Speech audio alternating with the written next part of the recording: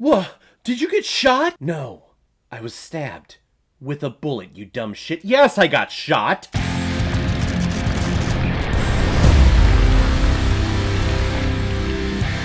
Adam Project, newly released on Netflix in 2022 and is directed by Shawn Levy, who has also directed such films like Just in Time, Big Fat Liar, Just Married, the Night at the Museum trilogy, Free Guy, and one of the next MCU Marvel pictures, Deadpool 3. Yeah, basically Free Guy in this movie was his audition to become the director for the next Deadpool film, which needs to happen. Thank God, because I think this guy has a great sensibility and a great work ethic with Ryan Reynolds. I think they're going to be great. And speaking of, this film is starring Ryan Reynolds, Mark Ruffalo, Jennifer Garner, Zoe Saldana, Walker Scobell, and a terribly CGI Catherine Keener. Oh my god, it's so bad. In a dystopian future in 2050, Adam Reed has stolen a time jet and barely escapes time traveling back to the year 2022. And with his ship badly damaged and him severely wounded, goes to the place that he knows all too familiar, his childhood home. The trouble is that the child version of Adam Reed is living there, and discovers him snooping around the house. So after a bunch of explanation as to who he is and what he's doing there, he learns that he has traveled back in time to save the woman that he loves. All the while trying to outrun the big, evil, time-traveling wizard person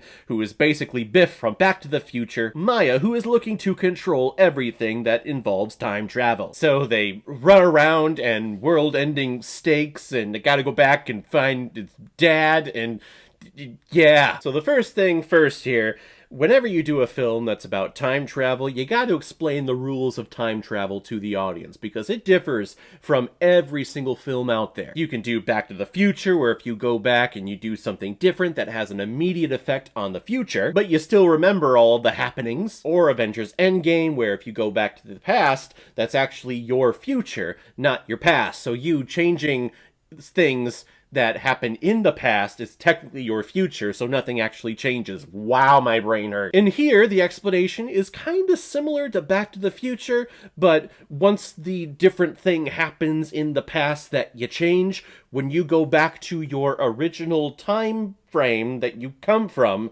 your brain will be erased and you'll have no memory of the time change thing that happened. So if someone goes back in time and alters something, you in the future has no idea that that thing actually happened, which is kind of the whole leading up to the conflict of who the villain is in this movie.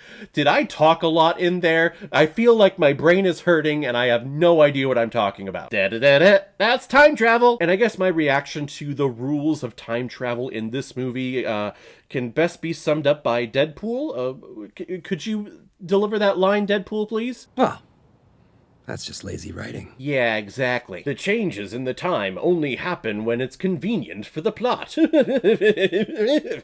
Whatever, it's a silly little time travel sci-fi movie, let's move on. Probably the biggest kudos and the most impressive thing about this movie is the casting of Ryan Reynolds and the child actor Walker Scobell. Holy shit, this kid is a miniaturized Ryan Reynolds. Has the same bone structure, looks like a young Ryan Reynolds, and his delivery, the way he tells jokes, and the way he delivers jokes, and sarcasm, it's the same cadence, it's the exact same as Ryan Reynolds. He is perfect. Kudos to the casting director for finding this kid, because he was wonderful. He has all of those Ryan Reynolds sensibilities. This pairing is fantastic. And it's not all sarcasm, it's not all jokes. There are some pretty heavy character moments in here, because they're both dealing with the fact that years before the events of, I guess, 2022 in this movie, their father had passed away. So you can see the different stages of grief between these two versions of this one character. You have child Adam that is dealing with loss, and a lot of it's through sadness, and how he copes with it is sarcasm. And being a talkbacker, he has something to say, yeah, it's got a big mouth. Whereas if you look at the Ryan Reynolds version of Adam Reed, it's more about anger and hating his father, hating him for leaving him. And I like that. Those are beautiful moments. But then the trouble with this movie is that it kind of turns into a cataclysmic, world-ending situation if this one person has all of the time travel equations and power, they're gonna just take over everything and get all of the money, which I guess is bad. Which hell, if they're gonna use all of the money that they have to attempt to de-age Catherine Keener, if that's the end result that we get in this movie, holy shit, yes, she should not be running the world. This is the worst de-aging I have ever seen on screen. She looks like Littlefoot from Land Before Time! And then they also try to de-age her voice, which, no, that was... Oh, God! I'm the younger version of Catherine Keener. I don't know what type of program they were doing with her voice and putting her voice through to change it to up the pitch of it, but holy shit, it looked terrible and it sounded terrible. If I was working visual effects and if I was working sound design in this movie, I would be embarrassed. That's how bad it was. I'd be like, yeah, you don't need to hire me ever again for anything else. I'll find a different career. Bye. And the visual effects felt like we didn't have the biggest budget for this. At times I'm loving the visual effects. There's a beautiful effect in the woods when it's at nighttime and the ship has just landed where it kind of looks like fireflies, but it's all ash from the crashing of Adam Reed's ship into the past. But there's also a fight scene that happens in the daytime with all of the agents coming after the future Adam Reed, and there's the evil mothership that's hovering overhead. Sometimes when you're looking at it just by itself, it looks okay, but then you look at it in the background of one of the fight scenes and you go, that ship is not to scale, because that looks like a miniature thing, whereas in this other scene, it looks like it's the length of a couple of football fields. The renderings and the ideas of how big this ship actually is definitely gets lost from shot to shot. I'd say it's an okay, solid attempt at visual effects, but if you're going to compliment this movie on anything, or if you're finding good moments in anything with this movie, it's with the characters. In particular, whenever Ryan Reynolds is on screen with the kid version, or if Ryan Reynolds is having a heartfelt moment with the past version of his mother, who he has a lot of regret with because he knows that he was such an asshole to her when he was a kid. I like those moments. Those are beautiful moments between characters. But then all of a sudden, Mark Ruffalo shows up here and he's just acting as weird as fuck, because they go even farther back in time, because he's the one that created time travel, or at least pioneered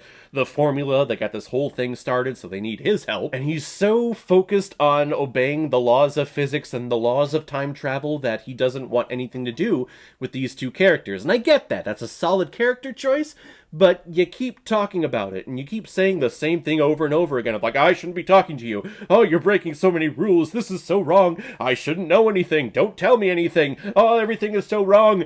Don't tell me. Don't tell me anything. Don't show me anything. He kept repeating the same things over and over and over again, and I'm like, dude, shut up. I'm certain that you're riffing and you're going off script right now, and Ryan Reynolds and the two Adam Reed actors can't get their lines in because you keep going. Shut the fuck up. And that even bleeds over into when he actually has very important lines or heartfelt lines. He just kind of breezes over them. I don't know what the direction was that was given to him to kind of just speed through and just mull over all of his delivery, but it took away from some pretty emotional scenes that could have been emotional, but they just weren't. For example, there's a scene in here where they're basically doing the Good Will Hunting thing when Robin Williams is saying to Matt Damon, like, it's not your fault, it's not your fault, and keeps repeating it until Matt Damon breaks down and just starts crying and bawling and just grabbing him and hugging him to death. The same thing is trying to be done here, but because Mark Ruffalo is delivering his lines like Speedy Gonzalez or whatever, you get none of it, and the moment just completely escapes you. This movie had a bunch of potential, and there's a lot of good things in here, in particular with character work, but it's surrounded and it's overshadowed by a lot of piss poor visual effects, I'll be honest. De-aging, leave that to Disney, please. Netflix, don't try that ever, ever, ever again. I'm gonna give The Adam Project 2.5 out of 5 Blu-rays. I found that if you have a goal, that you might not reach it. But if you don't have one, then you are never disappointed. And I gotta tell you, it feels phenomenal. So guys, have you seen The Adam Project? What did you think about it? Or if you've never seen it before and you stumbled across it because of this video, then comment below, let me know what you thought about it. And as always, if you like what you see here, if you like my take on movies, then hit the subscribe button and make sure you hit that bell. See you the next time I release my next movie review. So guys, I will see you next time on the channel, but in the meantime, be well, be good to each other, and go watch a movie. Take care, guys.